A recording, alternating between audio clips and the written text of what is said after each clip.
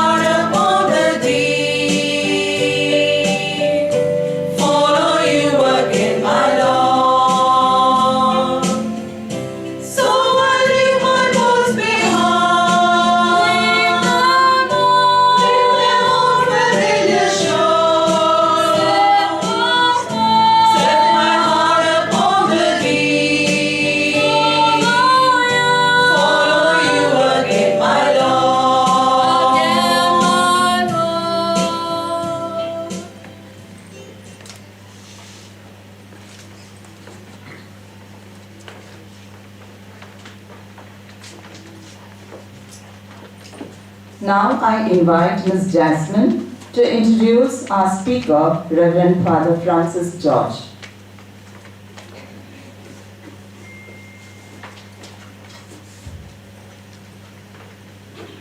Good morning to one and all present here.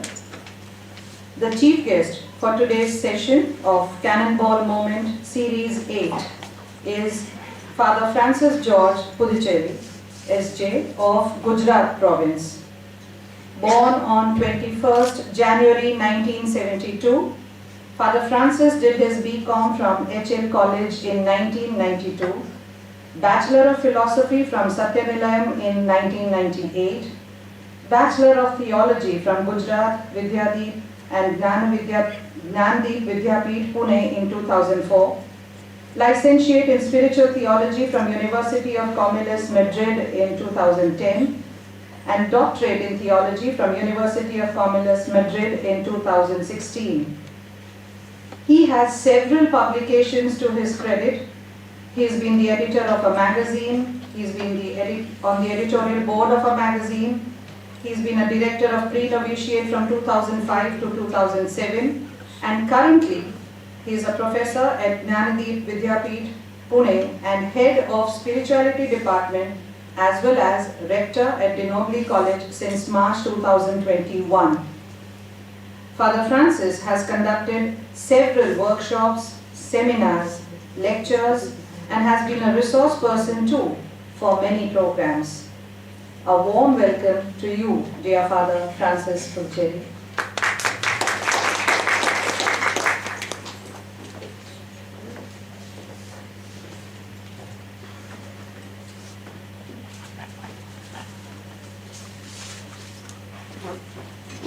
Next, I call upon Ms. Loyola to welcome Reverend Father Francis George with a bouquet.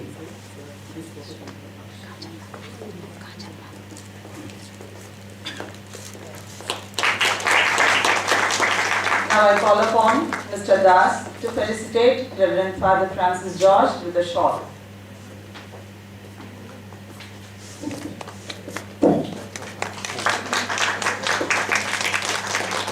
I request Ms. Rupal to present a memento to Father as a token of our love and appreciation.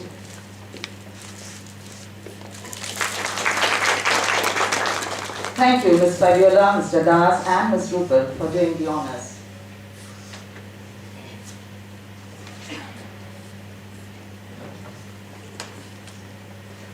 Now I invite our speaker of the day, Reverend Father Francis George, to address the gathering.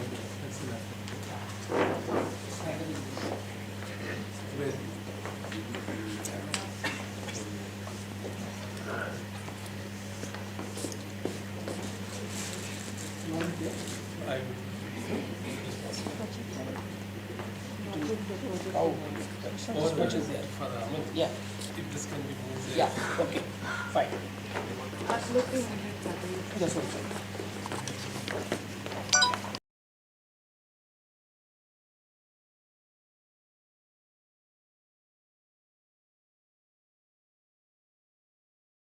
Or else that side. I'll keep the table that side. Okay. So that they are no. Those who are sitting here. Okay. Just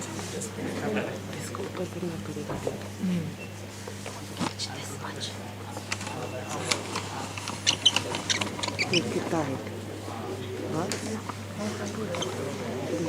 बस यहाँ पे tight करो.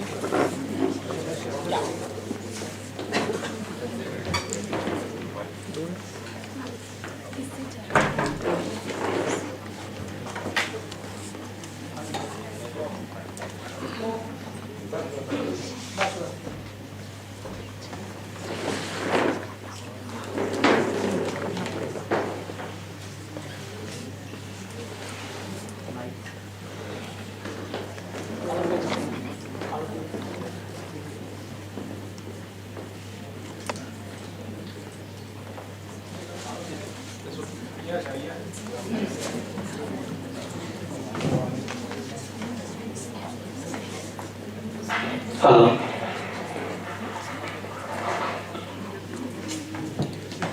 Hello.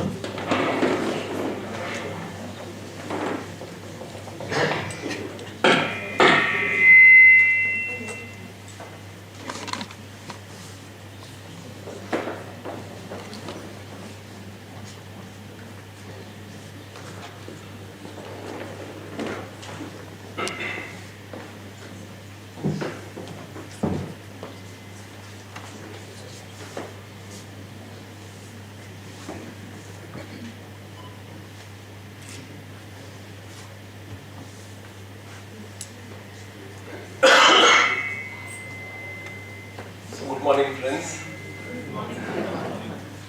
when Father Amalraj asked me to speak about stress and ignition spiritual, stress-free life through AMDG. If you remember, that is the title.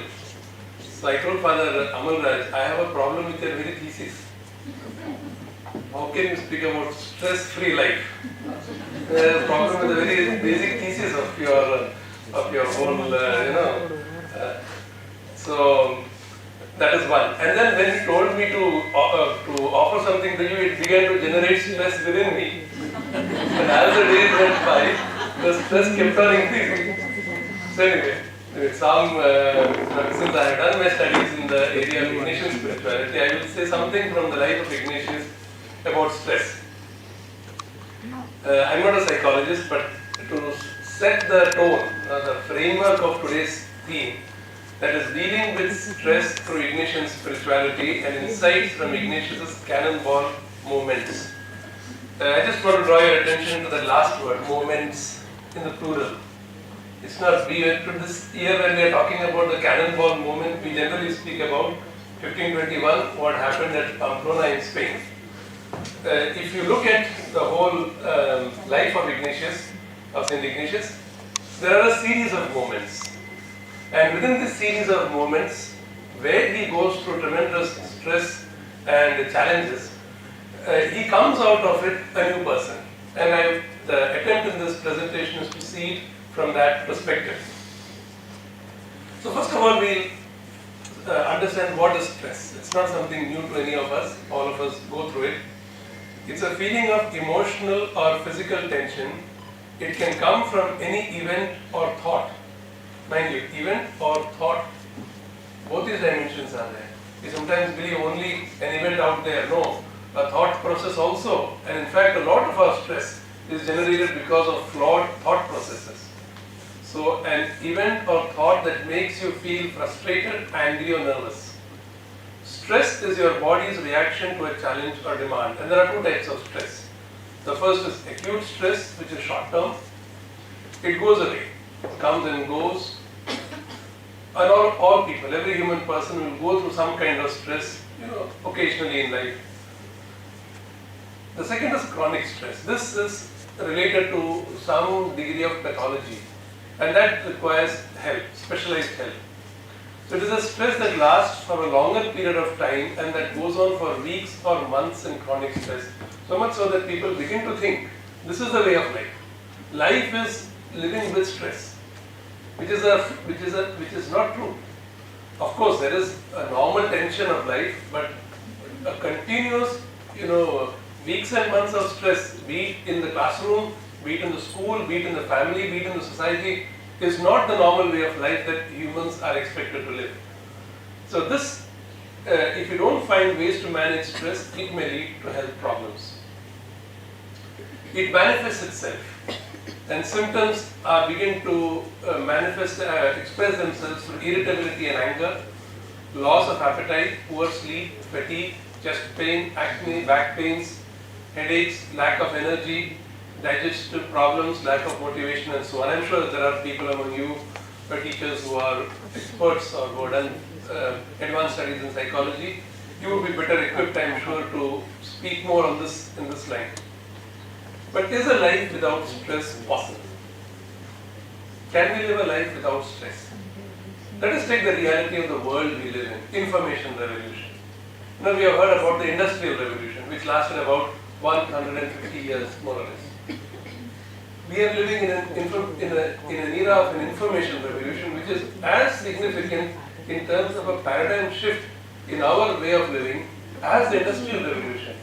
See, in the industrial revolution, there was a shift from an agrarian-based society to a city-based living. In the information revolution, there is a deluge of information. In fact, a lot of manipulated information is given to us. So that is one, the information revolution. I'm sure many of us, say 20 or 30 or 40 years ago, we had to go to the library, open an encyclopedia, open a book and so on. Now, at the tip of at your fingertips, you have information. How authentic is it? It is in fact, a lot of the information is colored. You do a Google search, you do a search on a Google search engine and on Bing or any other search engines, and you will find results are different. Why? Because this information revolution is used in order to influence people, influence countries, and so on. And the internet and its impact is so strong, we are still not fully aware of how strong the impact is. Life is fast-paced. The clock sets the pace. You know, in the Economic and Political Weekly some years ago, there was an article about time. In our villages in Gujarat, the clock, in many places you have this clock tower. The clock tower is a phenomenon which began in the early 20th century. Life changed with that. So life was marked not so much by the sun, but by that clock. So, and that has only evolved over the last century. So the clock sets the pace. The world is a global village, and COVID-19 has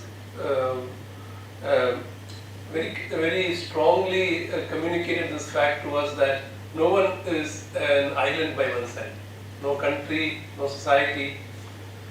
The challenge of knowing the truth, of finding quiet and silence. Therefore, our life is like bombarded with information, with things.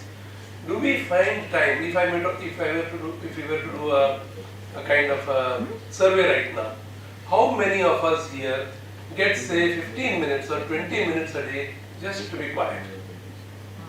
How many? Including the fathers here, sisters, people dedicated to religious life. How many of us find say 15 to 20 minutes a day to be quiet? And the argument that we don't have the time is a flawed argument. We have time to see our WhatsApp messages, sometimes 3 or 4 times. We have time for chatting and speaking, or we have time for all that. It's a matter of a priority. Is that inner peace important for me? Then I have to find time for that silence.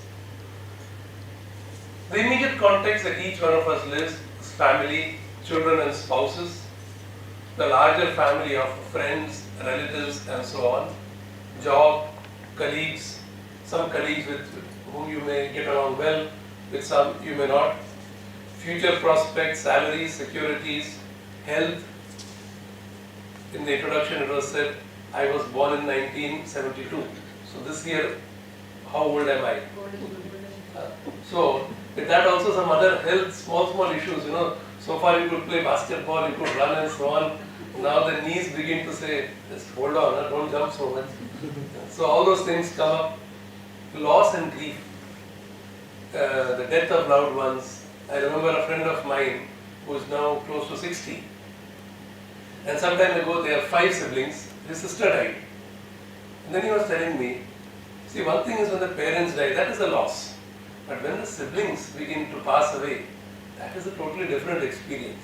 So those are and in the COVID, I am sure there is hardly anyone among us here who has not experienced some loss, some grief. Have we processed that? A month ago I was traveling from Saputara to Pune, and the cab driver was telling me, in the first week of May, his father, his brother and his uncle died of COVID. Has he had the time to process the grief? So grief and loss, unexpected situations.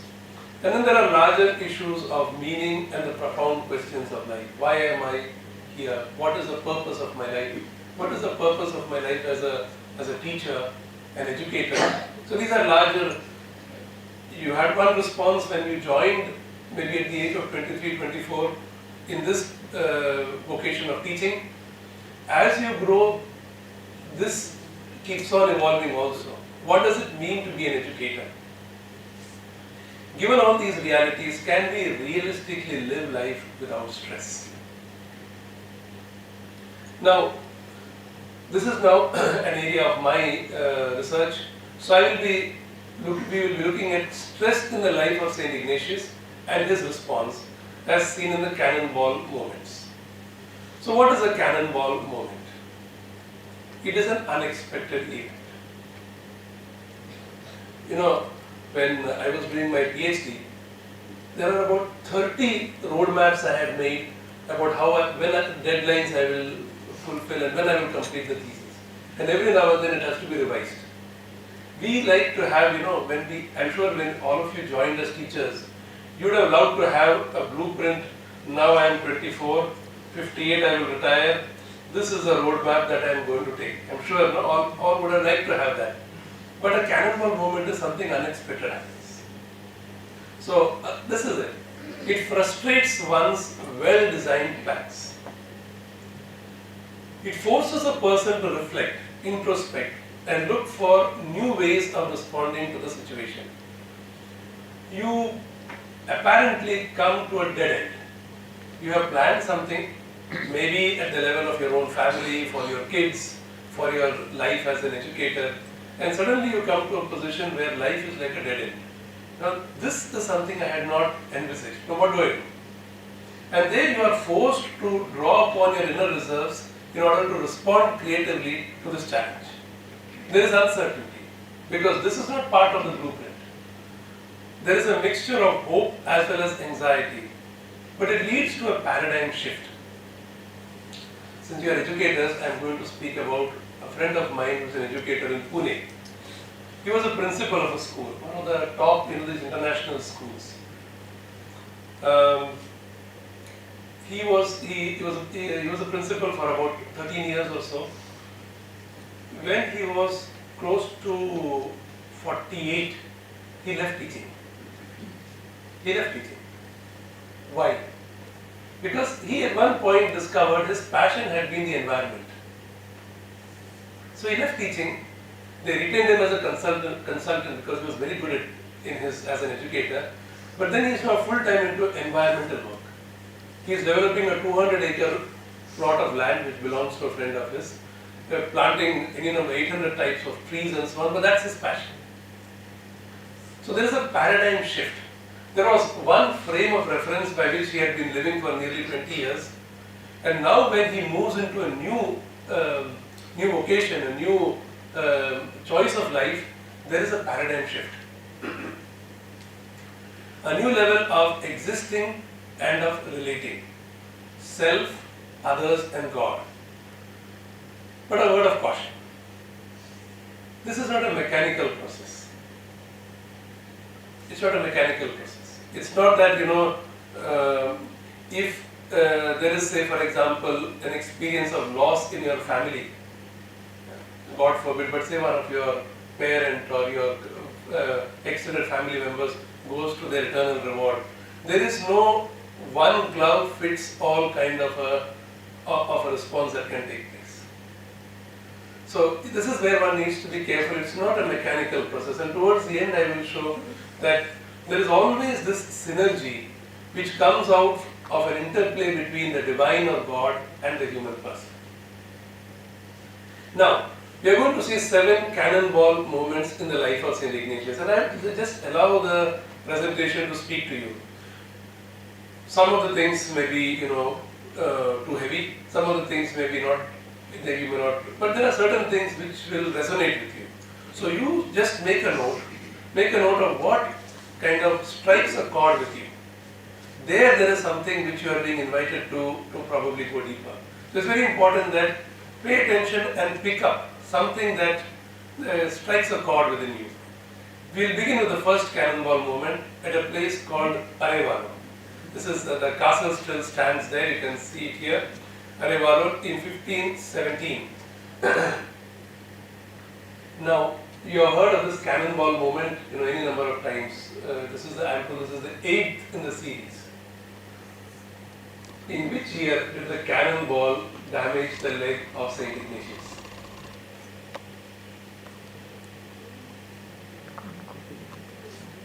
Any guess? Okay, I will guess 1520, 1521, 1522, 1523. Which of the 4? 21, yes. Now notice this 1517. 4 years before that event, something very important took place in his life. In a place called Arevalo. So St. Ignatius was born in 1491. What is his age at 1517? He is 26. that effervescence of youth. At that time you think the world is at my feet, anything is possible for me and all those kind of things. So 15, 17. Now what has happened is, the event is the downfall of his mentor Juan Velasquez de Cuellar. He is like the royal treasurer, or what we may call the finance minister. There is this Mr. Juan and St. Ignatius' father were good friends. So Ignatius was sent to this Juan so that he would mentor him and he would help him to find this place in the court. That was the whole idea. But what happens is, because of a certain political issue that came up, this Juan Velasquez fell off with the king. He was right. The position that Juan took was the right. He was loyal to what had been decided earlier. We won't go into the details of it. And then there is, at the end of it, despite all the suggestions from other authorities, Juan Velasquez says, no, I will not give in to what this new king is asking, because that is against what was promised earlier, and there is a war. And in the war, this Juan loses. His eldest son is killed. Ignatius, who believed a lot in loyalty, stood by this Juan Velasquez, and after the loss in that battle, what is his future? He has no future. He now has to, the one who he expected would help him rise in the echelons of power is no longer having any power. So therefore, now what would have provoked stress at that time? A tension between loyalty and the reality. Loyalty to Juan, and the reality that he stood no chance of winning the war. He could have easily changed sides and he would have been on the winning side at the end of the war. So one tension. Second, the choice and its consequences. So he makes a choice, he loses the war, and he is left without someone to support him.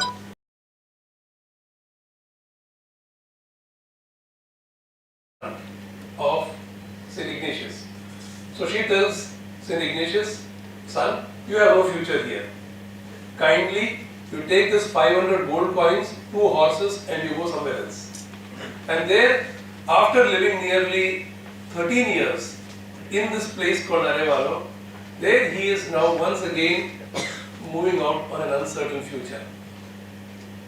Some highlights from this Cannonball moment we can see is, though there is a setback, he is willing to look ahead.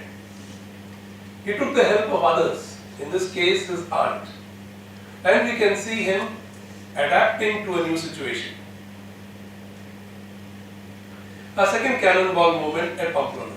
This is what we have been, and I'm sure you have dwelt at length on this event.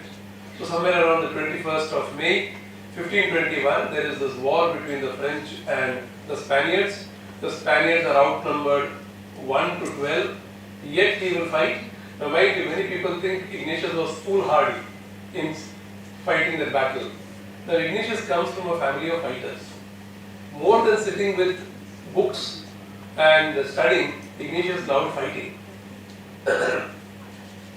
So then his grand uncle had also been in a similar situation in a place called Fuenterrabía on the border between France and Spain, and they stood out. They stood out, and after some time reinforcements came and they were saved. So then they were acclaimed as heroes. They stood against the French. So there is a background to it why Ignatius decided to fight against the French. But well, we know that within no time his leg was injured. The fate of his new mentor. When he left Arevalo, he would go and join a duke of Nájera, a duke. Now this duke was the viceroy of Pamplona, and under that capacity he sent Ignatius to fight them. After they fought, they lost the battle, but by the end of June, the viceroy recaptured Pamplona. He got it back. Now you can again imagine what is going on in the mind of Ignatius. As we say in Hindi, andar laddu phutne lage. My viceroy has won the battle. Now they will ask, who was loyal at the time of the war?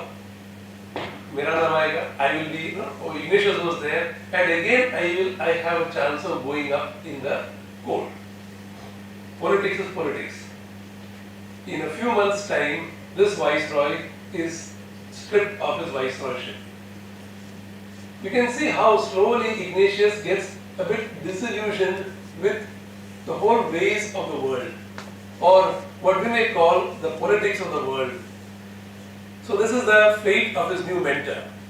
And then also he begins to have his surgeries, because we know that he broke his leg and then he would undergo 2 surgeries and all the pain that he went through. Why? Because he wanted to look good.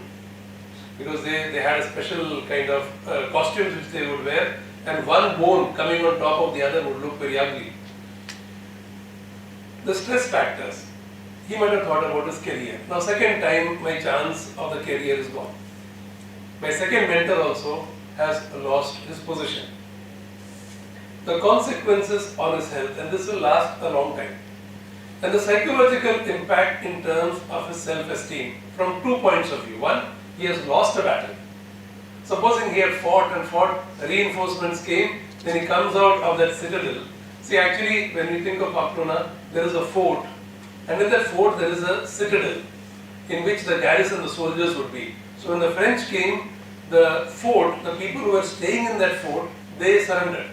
Because there was split loyalty, and they gave it to the French. But those who were in that garrison, the garrison, that citadel, they are the ones who continued fighting. So that also is gone. So his self-esteem in terms of a soldier is lost, he has lost the war, and second also self-esteem in terms of his looks. You are so proud about his looks, that also is gone. Some highlights over here. There is a shift from an identity formed by externals, position, looks, the pleasure principle and so on, towards a new identity. It has not yet been formed, but he is moving towards that. He sees that this old identity based on position, looks, the pleasure principle is not sustainable.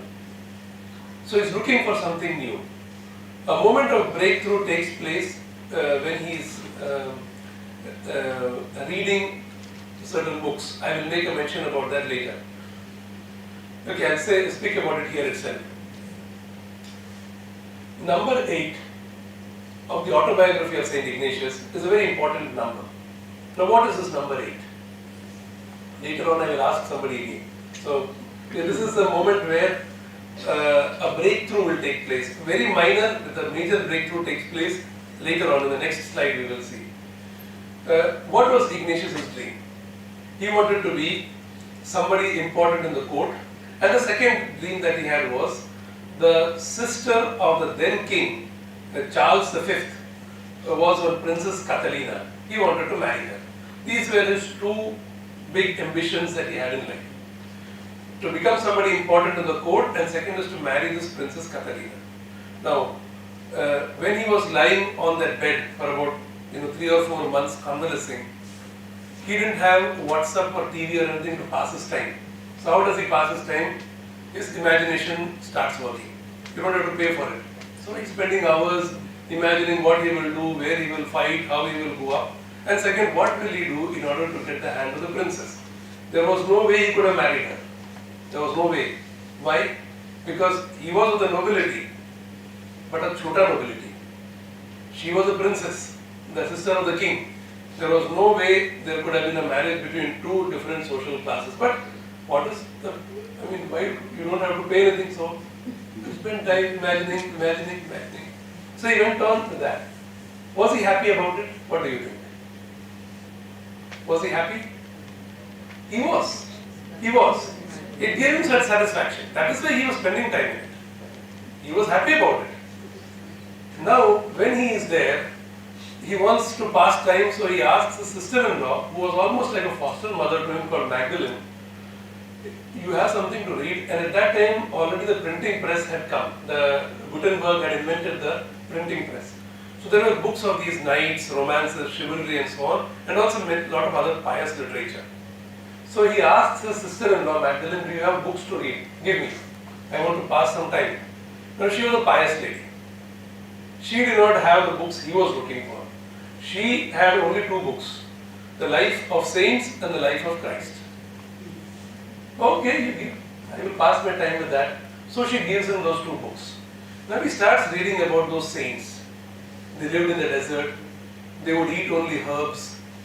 They would pray for many hours. All those penances, austerities and so on, he began to read that. He began to read the life of Jesus Christ. The words that Jesus said, the Sermon on the Mount, the healings that he did. He began to read all that. Did he feel happy? Yes. He also felt happy about that. But this is going on for some time. So during the day he would spend time imagining the war and the court and the princes and so on. And then again he would spend time reading this book. And then, but there is one moment, and this is why the number 8 of the autobiography is so important. There is one moment of insight where he says, both are giving me satisfaction, but there is a difference in the quality of satisfaction.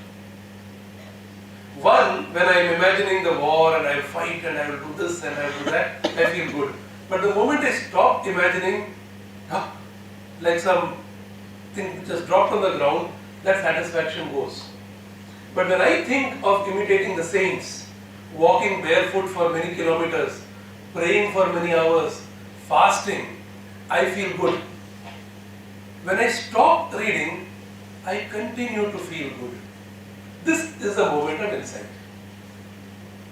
And from there, this is still like the kindergarten. You know, children who have just learned ABC. The way the spiritual life works, he begins to have the first glimpse of the difference between going behind what is lasting and going behind what is temporal and ephemeral. So this is why this will take place when he is in Loyola. This, I believe, in my personal view, more than that leg breaking on the 21st of May, where he was still an ego-centered, self-centered person. That is why he would go through all those surgeries. The moment a breakthrough takes place is when he realizes the qualitative difference between two kinds of satisfactions. That, in my opinion, is the first cannonball moment in his life. A breakthrough takes place. We now move to the third cannonball moment at Manresa. Manresa is a small little town near Barcelona, 1522 to 23. Now there are three phases in Manresa.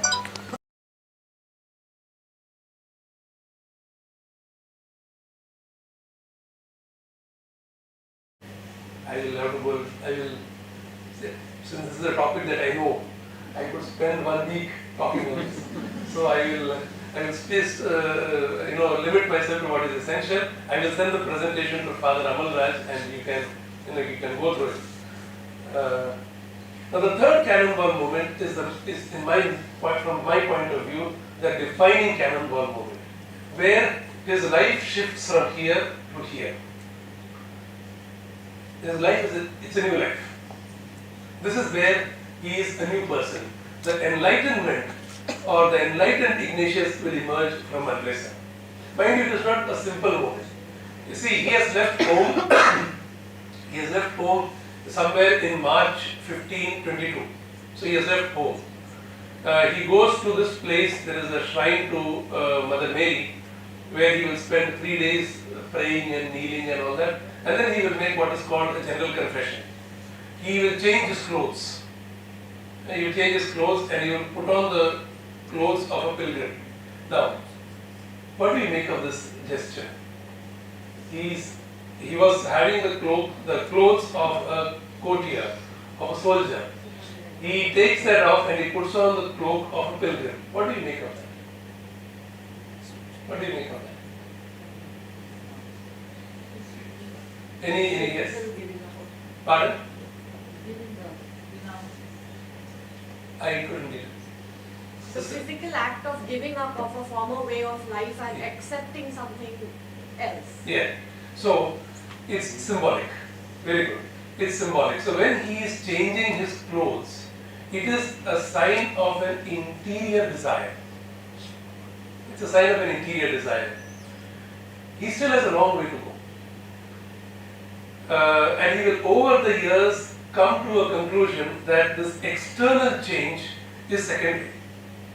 You must remember at that time all those who joined some religious order within the Christian tradition or even any other religious tradition for that matter, be it Hinduism or Buddhism or Jainism, You know that there is a moment when they, maybe a rickshaw or some other moment, where there is a change of clothes, which is symbolic.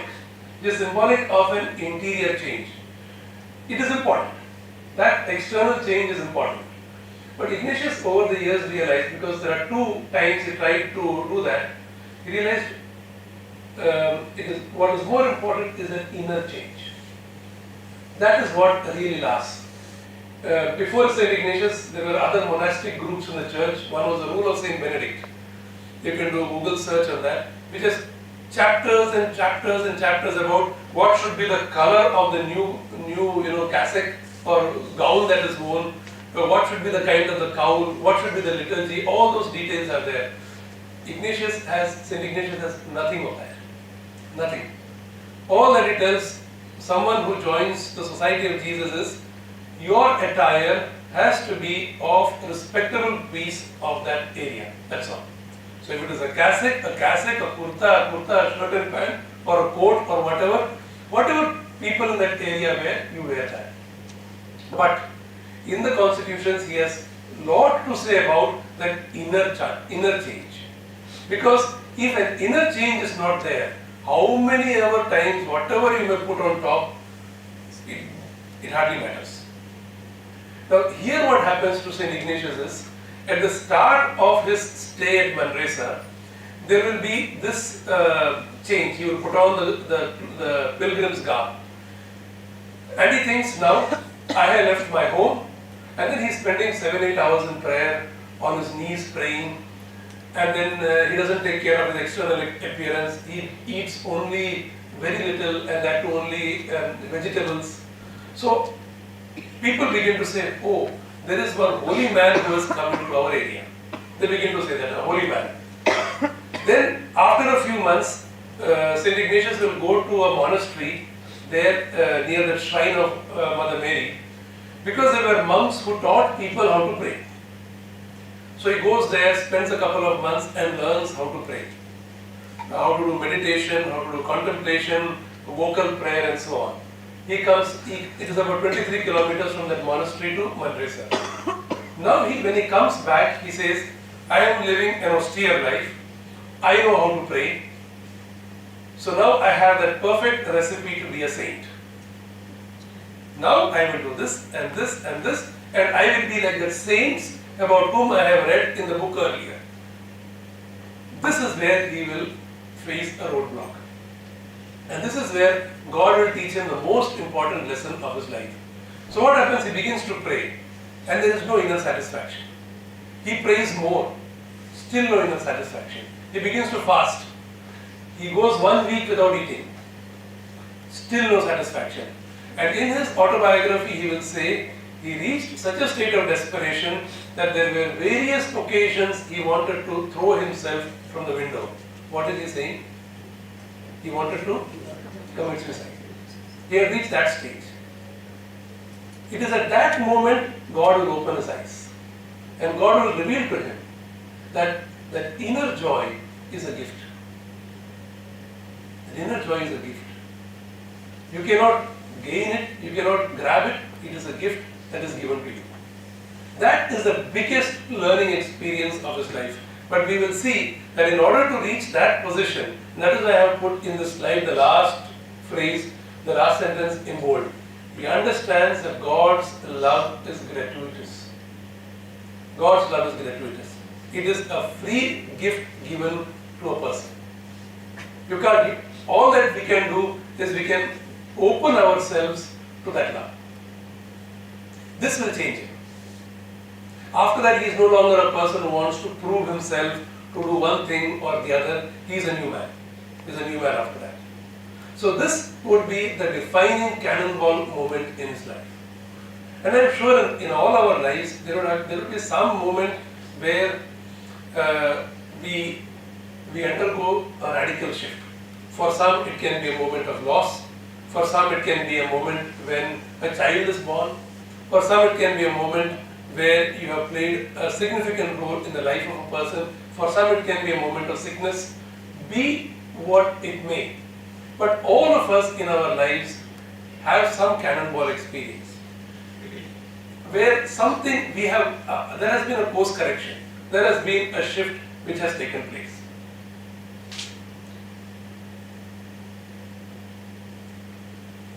But Raman, how much time do I have? Half an hour is this. Yeah, we are still just about 15% into our presentation. So what I will do is, okay, I will see there is a fourth cannonball moment. I will just briefly explain now. The third was the most important one, I tell you. Second is where the breakthrough begins. The third is where there is this complete shift in his life. But I will just briefly go through this fourth to the seventh. Here what I want to show is the roadblock. His plan was to go and live in Jerusalem, like a real hermit. So he has gone to the Pope. He has got the permission of the Pope to stay in Jerusalem because not everyone could go to Jerusalem. So he goes there and he meets the person in charge. Now there was a problem because many others also had stayed on in Jerusalem and they were either kidnapped or killed, and the priests there had to pay a ransom to get them released. So this, the one in charge at Jerusalem told him, you have good intentions to stay on in Jerusalem, but in the next ship, you please back off, go back. We have enough of people giving us trouble here. So he says, I have the permission of the Pope. He said, you may have the permission of the Pope. I have got the permission of 5 popes earlier, that if somebody does not obey me, I can excommunicate him. So Ignatius quietly goes back. But you see, why is it a cannonball moment? Because he has a plan. He wants to spend the rest of his life in Jerusalem, which he cannot do now. He cannot do that. So now he has to reinvent. He has to think, how do I, what next? So this is I would say the fourth cannonball, the fifth. So he returns to Spain. And then he begins to talk to people about the inner life, because he has now begun to understand there's something called discernment. I'm sure you are familiar with this word, discernment. As far as I know, within our Indian context, it is called Sat, Asat, Vastu, Vivek. To know the difference between true and untrue. Now this is not something this is something he is learning. To be able to distinguish between what is true and untrue, what is eternal and what is fleeting. So this is one thing which he will keep talking to people about. Now again here he will face a roadblock. There are complaints going against him that this person without studying is talking many things. So the Archbishop of Toledo, Archbishop will call him and say, you cannot continue with your work unless you have studied.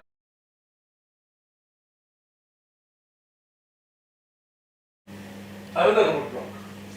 He cannot continue doing what he is doing. The next cannonball moment will be in Paris, where he is studying. Again, complaints go about him to the authorities. And in Paris, what happens is, it's a very complicated situation. Once again, he is told by the principal of the university there, you have come here to study.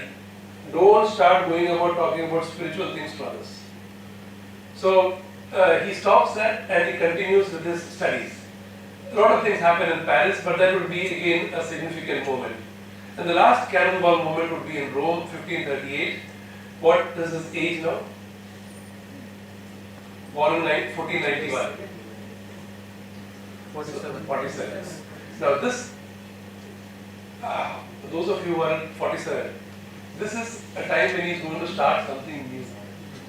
How many of us would be ready to start something new at the age of 47? 47, we are already probably thinking of our retirement, pension, PF, and all those things. At 47, he is going to start a new chapter, and in fact, the defining chapter of his life.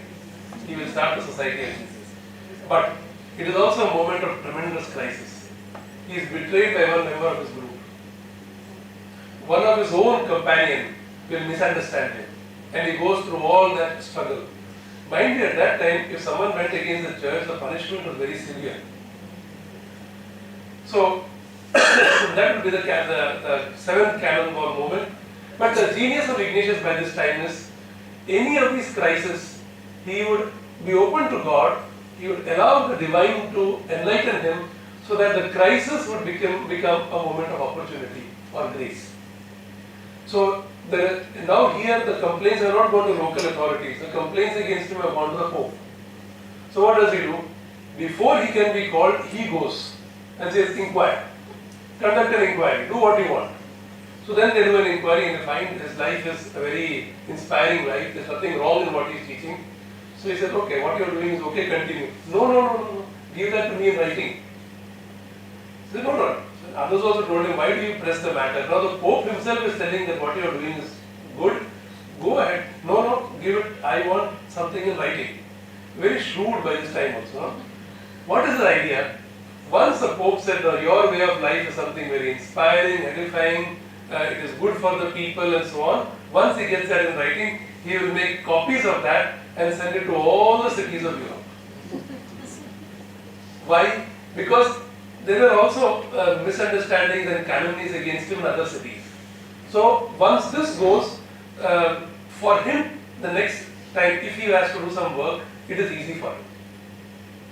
So this would be the 7th Cannonball Moment. Now when you look at the 7 Cannonball Moments, which moment do you identify with at this point of life, in your life? Do you observe any patterns emerging in the way he responded to stress? Any specific point, image, comment or statement which has caught your attention? I thought we would have a small exercise, but I see time is less because we are now 60% into the presentation. Anyway, I leave it to you. We will see certain patterns are there. But if something has caught your attention, does anyone want to say something? Yeah, maybe 2-3 minutes we can dedicate. Anything, it doesn't have to be. In this, we have spent a little bit of time on those first 3 Cannonball Moments, but we have just briefly mentioned about 7. Anything that strikes you or you just want to make a comment? You can have 2 or 3 minutes.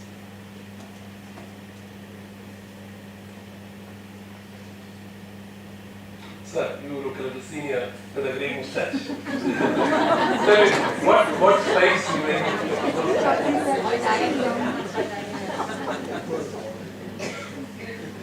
either in Gujarati or English or whatever you're comfortable with.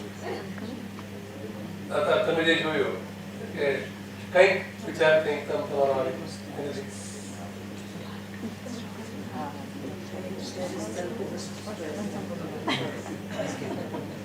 First let him. I'll come back to you, sir. Yes, ma'am. Yes. Yeah, what struck me was the moment when Ignatius was making a vain effort to superficially do certain things so that he can satisfy his own ego and try to pretend that he is also saintly, because he had read so many things, he thought, let me do this, let me preach, let me read, let me go and do some good deeds. But that was all a vain effort because it was only superficial. The internal change or the saintly part which has to come from within, that had not happened. And that's when God speaks to him, you said. That was quite human and something with which I thought one can associate. Yeah, that's right. I think you hit the nail on the head. A lot of that external was to do with the ego. It had to do with his own ego. He wanted to be a great soldier, a great man in the court. Now he wanted to be a great saint. But it is he who wanted to be that. God had still no place. The divine had not yet been able to enter. Anyone else would like? I will come back to you, sir. Anyone else? Anyone else? Yeah. Yes. Yes, Father. His determination, that struck very nicely. He wanted to do something for the society, but a lot of people were against him. But he made it a point, one day he will be doing that. That was really. Now that is also one thing. See, sometimes when we think, when we have embarked upon a vocation, and all of you are in a very noble vocation, a profession of being teachers, or we as priests also. No? Sometimes when we embark on a noble profession as you have embarked upon, we think, okay, now I have come to be a teacher, I could have been this and that and IT, and I have given up a big fat salary there and I have come here to be with students. So a red carpet has to be rolled, flower petals have to be put, and I will walk on that. Are we ready for challenges? It's a very good point here, sir. Knowing that this noble profession finally is meaningful. Today, there may be some may understand, some may not understand, but I am engaged in the task which is much greater than I probably understand. And then to remain, persevere in that. You see, Pope Francis, in 2019 brought out a small manual called The Call to Holiness in Today's World. Because Pope Francis is very convinced. The earlier understanding was only people called to the religious life, like say people who are in some spiritual line, whatever religion it may be, only they are called to be holy. Pope Francis says no. Every human person, of whatever age or whatever culture, every human person is called to a life of holiness. Everyone. And mind you, in the document which he brings out, in number 16, he gives an example of a holy person. Take a guess. What example he gives? Not a priest, not a nun, not a guru, none of that. The example of holiness that Pope Francis gives is of a woman who has a child. And she says, a woman who goes to work. That work is a step in holiness. She comes back home, her child is, wants to talk, she's tired, but she finds time to sit with that child and listen to the child. Another step in holiness. See the example that he gives. And when he speaks about holiness, he speaks of 5 indicators, 5. The first one, what you have said, is perseverance. Don't give up. Don't give up. If you are on that path of wanting to serve, to love, there will be challenges, but don't give up. The first indicator of a holy person is not being able to go above the ground 2 feet and sit like that and so on. No. Those are not. Holiness lies elsewhere. And the first indicator of holiness is patience and perseverance. This is the first indicator of holiness. Yes, any other? Yes, sir. Go ahead. When he was not well, he started reading the books. And that time he found that by reading the holy books and reading about the saints, he started getting some happiness in it. So he started giving time for himself. He started thinking, started praying, and that changed. Yes, a very, very, very important point. He begins to spend time for his own. Yes. See, very often our life is so fast, we are living from our ego, from our superficial selves, or what we call the false self. How often do we live from that inner core of our being, where we are the spark of the divine? And when we begin to get in touch with that and live from that, our life will change. So that's a very important point. And this is why I come back to what I said earlier. We don't have time. I suppose Father Amal will someday have something for you on the exam.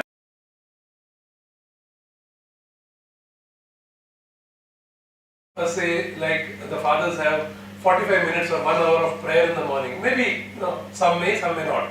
But can you spend every day 15 minutes or 10 minutes in the afternoon and 10 minutes in the evening doing this, what sir you just said, to go into yourself, to become aware of what is happening. And I can tell you from my experience, when we engage in that process of the daily examine of what is happening within, the positives far outweigh the negatives. Far outweigh the negatives. So many good things in our life happen. Okay, we shall continue. 5 points from Ignatian spirituality to deal with stress. The first is what you just said, awareness. And I'll make it as A, B, C, D, E. We will see what those points are. Awareness. It is a fundamental requisite. It is a starting point, but not the end of the process. Say for example, you are aware, my weakness is anger. My weakness is anger. I hope you are aware of it. Not enough. Awareness alone is not enough, but it is a starting point. Saint Bernard, one of the great saints in the church in the 12th century, would say, the road to hell is full of good intentions. Mere intentions. Now, my weak point is laziness. My weak point is anger. My weak point is procrastination, last minute. Just being aware does not help. What are you doing about it? So, it is a starting point but not the end of the process. Recognizing an awareness, recognizing the preciousness of oneself and also the blocks within. But notice the sequence. It is not first the blocks, but first the preciousness. That you are precious. Someone may tell you, you are good for nothing because maybe you are not a good teacher, you can't speak, or so on. I remember, some of you may remember, here in Ahmedabad, there was one Father Anthony who was staying in Gomtipur. I don't know if anyone remembers him. He died in the year 1992. He was a stammerer, and a very, very simple priest, but a very holy man. So, this, whatever, Father, if someone tells him you are a stammerer, you can't speak and so on, but his goodness, and he was a living saint, his goodness came from this recognition that he was precious within. And also the blocks. The moment of breakthrough for St. Ignatius took place when he became aware of the two types of satisfactions. Quality time in silence is required for this awareness. Second, be true to oneself. Recognizing one's true self, that you are the spark of the divine. God dwells, the divine dwells within you. That's our fundamental identity. After that comes a teacher or priest or professor or PhD or IAS or doctor or businessman or whatever. But our first and primary identity, which no one can take away from us, is that we are that spark of the divine. We are here because God wanted us to be here. So recognizing one's true self and letting go of what is transitory. Becoming a person who knows the interconnectedness of one's existence. Living according to one's conscience and not swayed by other attachments, pleasures or desires. Recognizing the sacredness of all, oneself and all creation. Just as you are the spark of the divine, I am the spark of the divine, that child there, that non-teaching staff there, everyone. We are all interconnected because if something exists, it is because the same God has created all. And the experience at Manresa for St. Ignatius was, everything comes from God and everything returns to God. Third, C, choices, discernment, choosing what is good and rejecting what is evil. Both are choices, remember that. Very often when we speak about discernment, we say, discernment is choosing what is good, yes, but it is also rejecting what is not good. That also involves a conscious, intentional choice. Choices rooted in love or life lead to consolation, and those rooted in self-centeredness and ego lead to desolation. As a person progresses spiritually, the person is not disturbed by stress, but can see the divine hand in all. Greater openness to others and to God. Stressful situations become a moment of grace and growth. You ask yourselves, when are those moments that you have grown as a human person? Not so much in your moments of success, but in your moments of crisis. It is, say, for example, if you have a student in your class who is having some difficulties, it is when you accompany that student that you grow as a teacher. Isn't it? The easiest thing is to respond to the students who are sitting on the first bench. You ask the question, the hand is up and they will answer. But you as an educator grow when you are able to accompany a student who is weak. A student who, say, makes your life difficult in the class. It is that student who has helped you to grow as an educator. So stressful situations become a moment of grace and growth. The divine in one's life. The essence of Ignatian spirituality is finding God in all things. Friends, if you don't find God in your classroom, you will not find it in any church, in any mosque, and in any temple. And the same holds true for us fathers. If you don't find the divine, God's presence in our ministry, we will not find it anywhere else. There is, I suppose some of you have heard about one bishop called Oscar Romero in El Salvador. He was a great bishop who was killed because he stood for the poor. It's a beautiful movie. I hope someday you can see that. It's very, very pertinent to our times. And in the starting of that film, there is a dialogue between Oscar Romero, who was a man of books. He didn't want to get involved with the poor and suffering and so on. Nothing. He was comfortable with, doing his celebrating in the church, the mass and so on. But there was another very close friend of his, a priest, who was involved with the poor. And the movie begins with this dialogue between Rutilio Grande, who has now been declared a blessed, and Oscar Romero. So there is a speech going on, and Oscar Romero tells this Rutilio Grande, "What are you doing? Why are you getting involved with the poor?" And Rutilio Grande tells him, "How can I love God whom I don't see if I don't love my own brothers and sisters whom I can see?" A nurse is called to find the divine, find God in the hospital. You are called, friends, to experience the divine, to experience God in your classroom, in your staff room. Allow God to guide and lead one's life. Of course, have your plans, have your blueprint, but let God lead your life.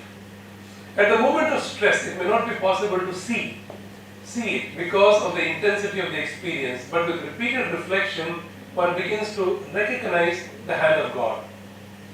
St. Ignatius did not always recognize it immediately, but in retrospective, learned to be sensitive to the divine inspirations and see the presence of God at all times.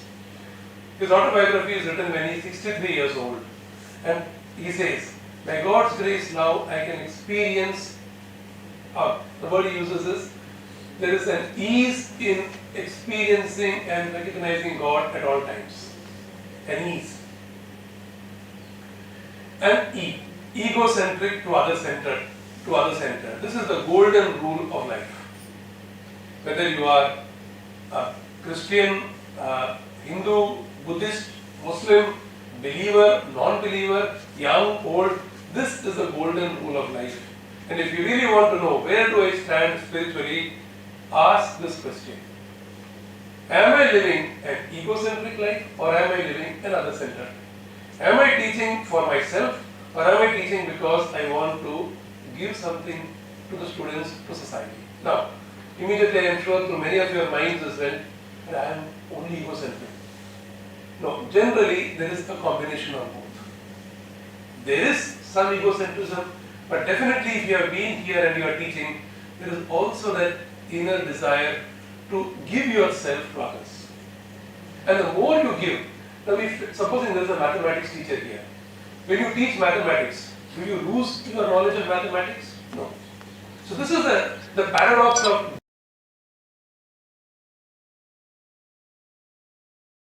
something I have lost something. But when we look at it from this angle, the more you give, the more you are fulfilled. And this is the golden rule of life. Moving from an egocentric life to an other-centered life. So a summary. Stress is the reality of life. The key lies in understanding the right manner of responding to it. This is the key, because when you respond from the ego, it leads to anxiety. When you respond from the true self, it leads towards serenity and peace. And we are called to live a life of creative tension. Tension is part of our life. But the tension can break if you live by the ego. The tension can be creative when you live from your true self. This was a concept popularized by Father Kolvenbach, our former superior general. A positive understanding of stress while keeping the negative side out of it. The indicators will reveal the source of stress. What do I mean by this? Supposing the stress leads you to think, oh, how much I have to suffer for these kids? How much, if too many times the word I, if I had a chance I'd have analyzed the autobiography of St. Ignatius, when he is in the dark phase of his life, the number of times he will use I did this and I fasted and I prayed and I was on my knees and I did this and so on. Then when that enlightenment moment comes, he hardly uses the pronoun I. So, the indicators will reveal the source of stress. Is it just self-seeking or others. Spirituality is the middle path of avoiding extremes. A creative tension as a synergy of God's grace and human effort. Anyone can say what is this picture about? It's Michelangelo's painting in the Sistine Chapel of God creating Adam, or God creating the human person. As you can see, the hand of God is outstretched. Now the divine wants to connect with us. Okay? Have you noticed, is the hand of God above the hand of the human person or below? It is below. That is how God comes to us in humility. Because love cannot but be lived in humility. I pray and I wish that as teachers, as educators, you may relate to your students in the same way that the divine relates to us. So thank you very much, and I suppose we have a few minutes. Do we have some?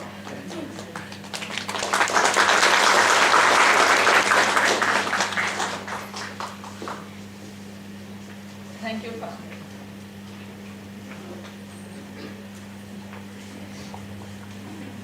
Thank you, Father, for your encouraging session to cope with a stressful scenario which is a part and parcel of our life through Ignatian paradigm. Now I invite Ms. Payal to deliver vote of thanks.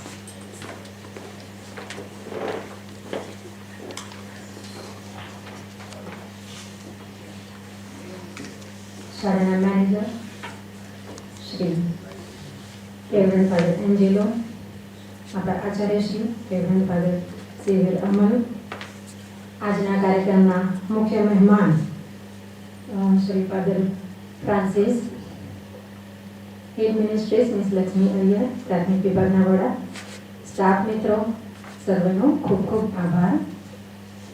રેવરન્ડ father Angelo, શાળાના manager Shri, કે જેઓએ પોતાનો કિંમતી સમય આપી કાર્યક્રમની શોભામાં અભિવૃદ્ધિ કરી, આપ શ્રીનો ખૂબ ખૂબ આભાર ફાધર. શાળાના Acharya Shri reverend father Xavier અમલ, કે જેમણે આજના કાર્યક્રમનો વિચાર કરી તેને મૂર્તિમંત કરાવ્યો તે માટે ફાધર આભાર.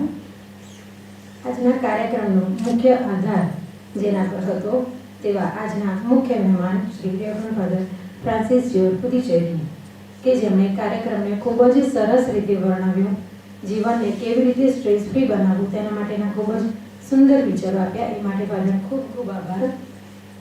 કાર્યક્રમનું સફળ રીતે સંચાલન કરવા બદલ શ્રીમતી જેન્સી વિક્ટર, ખૂબ ખૂબ આભાર.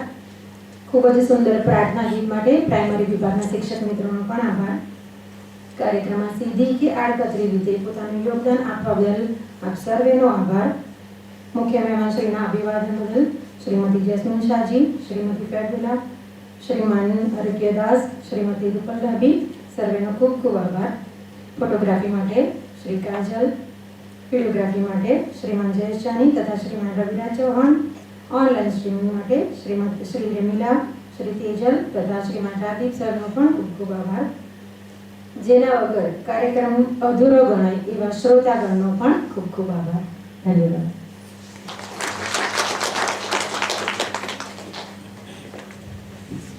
Thank you, Ms. Payal. We shall end today's program by singing our national anthem. Kindly rise.